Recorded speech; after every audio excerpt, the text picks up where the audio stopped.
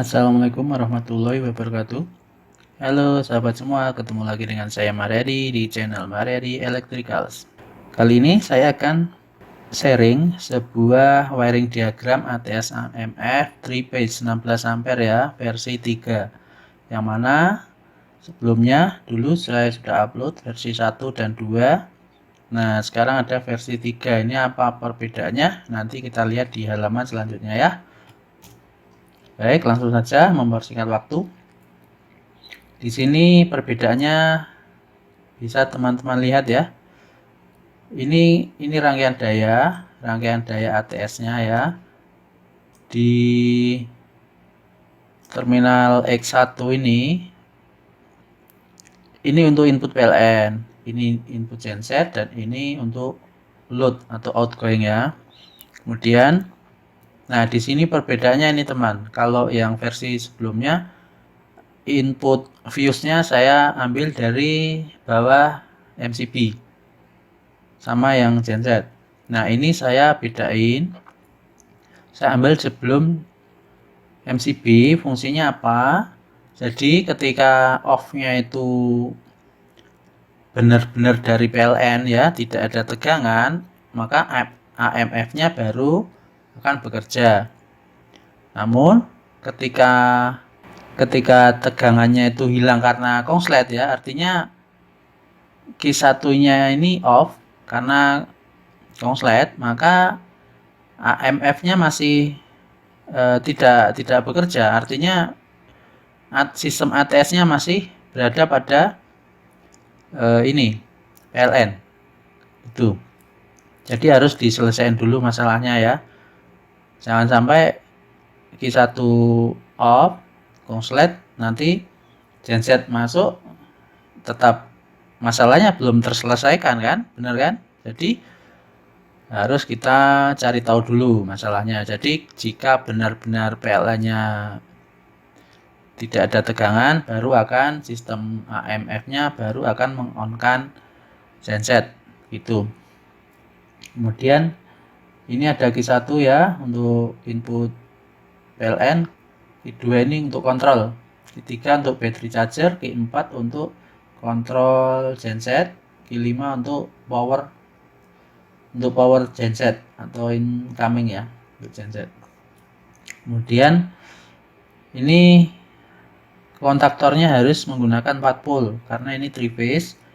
Kenapa tidak 3 pole saja? Jadi gini, takutnya nanti ketika terjadi hal-hal yang tidak diinginkan, misalnya dari PLN itu ada masalah ya dari sumbernya, mungkin N-nya ini terdapat tegangan, nanti takutnya jadi satu sama yang genset. Makanya dipisah dengan ini kontak nomor 4. Biasanya kan nomor 4 ini kan langsung ya, kalau ini pakai 3 pole. Jadi di versi ini yang beda ini ya. Ini ngambilnya dari sini, dan ini ada power failure ini cuma mereknya saja saya ganti, ini bebas mau pakai yang Schneider juga nggak apa-apa. Oke, langsung saja ke halaman selanjutnya, yaitu halaman kontrol sirkuit ATS-nya dan battery charger. Baik. Pertama, tadi ada L generator ya di sini. Oke, sebelum saya bahas tadi, saya akan jelaskan dulu ini. Ini kode-kode sambungan kabel ya. Kode sambungan kabel ini LC PLN, artinya LAN Control PLN. LBC, LAN Battery Charger. NPLN ya, LC Gen atau LAN Control Generator. Kalau L ini berarti langsung, dia bukan ini ya, jadi langsung dari gensetnya. Ini dari gensetnya langsung ya, nggak melalui MCB. Nanti kita lihat. Ini N genset. Kita lihat ya. Nah, ke sini ya. Ke sini menghidupkan R2. R2 ini digunakan untuk mendeteksi tegangan genset. Nanti fungsinya untuk apa? Nanti kita lihat di sistem AMF-nya. Menggunakan fuse 10 ampere sebagai pengaman. Baik. Sekarang kita Sekarang kita pelajari sistem ATS-nya, bagaimana cara kerjanya ya. Ini menggunakan selektor switch 4 posisi 2 pole ya. Ini 4 posisi 2 pole. Jadi ketika posisi nomor 1 itu adalah auto. Jadi sistemnya auto. Ketika nomor 2 hanya PLN, ketika nomor 3 hanya genset. Jadi dalam kondisi auto, maka kontak nomor 1 dan 2 di sini ini di jumper ya, 2 4 6 jumper, 8 10 12 di jumper. Kondisi auto nomor 1 dan nomor 2 nyambung, 7 dengan 8 nyambung. Yang lain tidak ada. Ini kosong ya, nanti yang ada tegangan masuk ke nomor 1 semua. Kalau genset belum on berarti ya nggak ada tegangan. Jadi yang ada tegangannya ya di pole 1 atau pole 1. Oke, sekarang kita baca cara kerjanya. Ketika kondisi auto ya normal, PLN ada, tegangan ini akan menghidupkan R1. R1 digunakan untuk sensing relay. Ketika R1 on, kontak 95 ini akan jadi close. Kemudian menghidupkan KT1. Fungsinya untuk delay on PLN. Bisa setting 5 sampai 60 detik. Nah, di sini ada perbedaan dengan versi sebelumnya. Perbedaannya apa? Perbedaannya ini. Jadi sistem timernya ini bisa off, teman. Sistem timernya bisa off ketika KM maupun KG sudah masuk. Coba kita baca lagi ya. Ketika R1 on, kontak 95 close, kemudian melalui kontak NC KM 6162 menghidupkan timer. Setelah up, kontak nomor 86 akan menjadi close, kemudian menghidupkan KM kontaktor min ya, melalui interlock ya, dari 2122 punyanya KG ini. Jadi ini harus off dulu baru ini bisa on. Kemudian setelah KM on, kontak NC 6162 akan mengoffkan KT1. Nah, karena ini sudah on, maka ini akan, walaupun ini off, ini akan mengunci. 1314 mengunci. Baik. Sekarang jika kondisi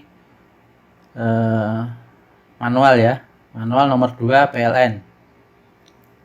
Dari sini jika sudah ada tegangan dari PLN manual akan ke push button 1 manual stop, push button 2 sebagai manual start.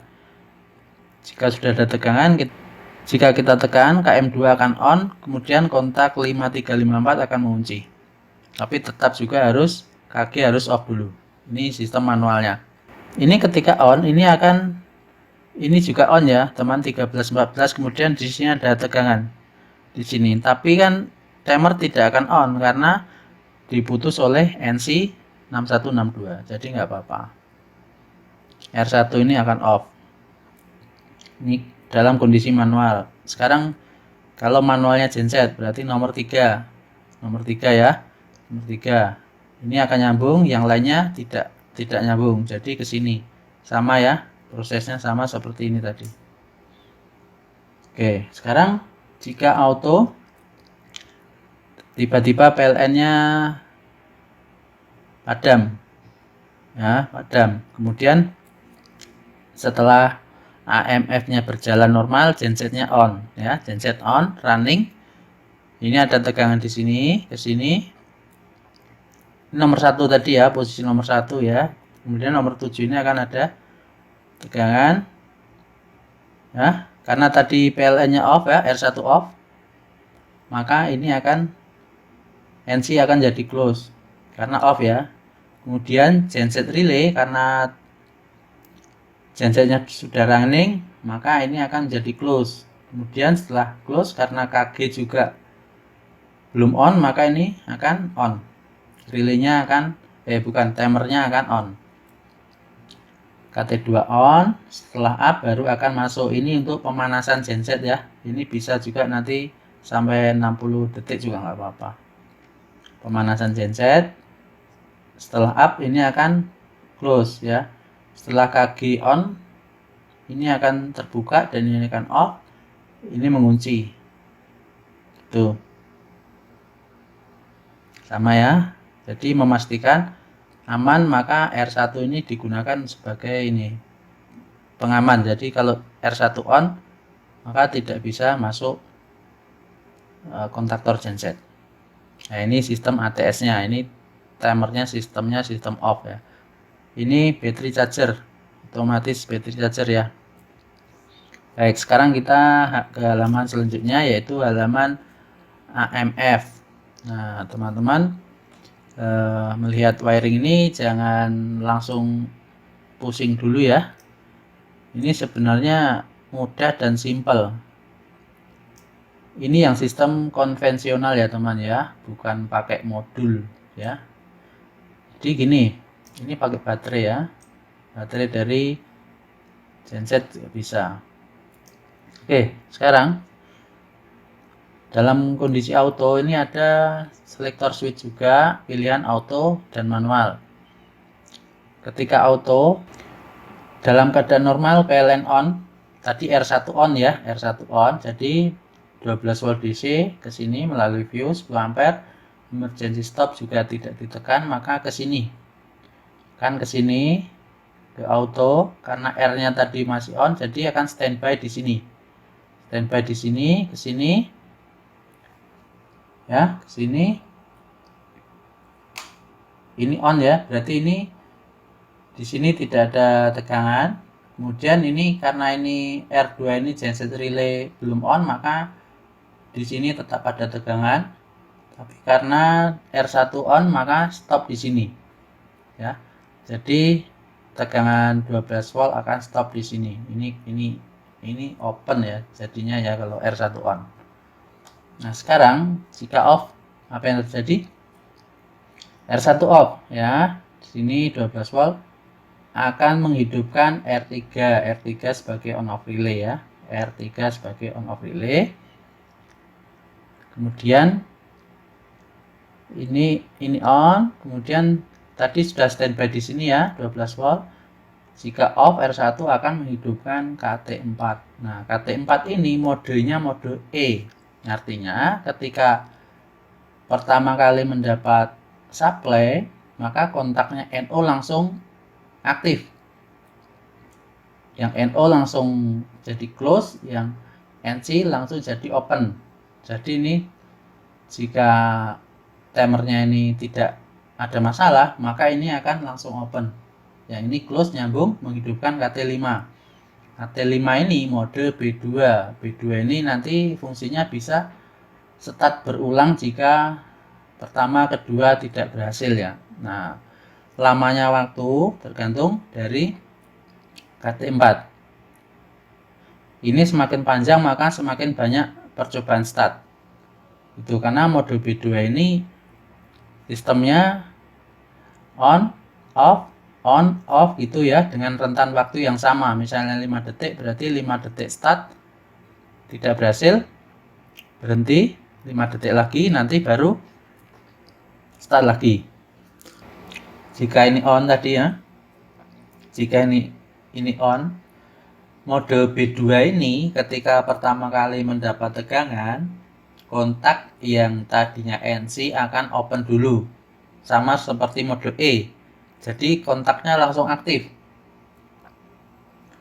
Ini langsung up dulu. Karena tadi R3 sudah on ya, R3 sudah on, maka R5 ini ketika PLN off tidak langsung on crank relaynya. Jadi nunggu dulu.